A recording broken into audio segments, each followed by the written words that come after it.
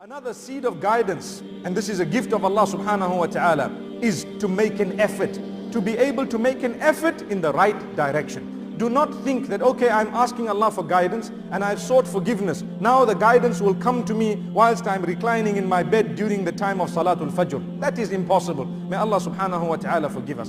I need to make an effort. I need to use the capacity, the power that Allah has given me to achieve the goodness. I need to make an effort to achieve the pleasure of Allah. Without that effort, you are not going to be able to achieve the pleasure of Allah subhanahu wa ta'ala. It is not easy to come for Salatul Jumu'ah. It is not easy to get up for Salatul Fajr, especially when the timing is very awkward, or should I say we're not used to it because of the various countries we come from and the different timings and time zones and so on. All this is irrelevant when it comes to the love of Allah. And a person who really wants to achieve guidance, they don't mind what time it is, for as long as it's the time of Salatul Fajr, they are up.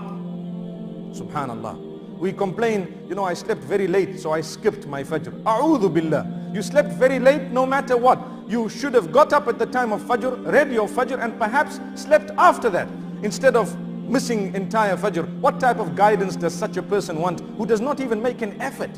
May Allah subhanahu wa ta'ala help us.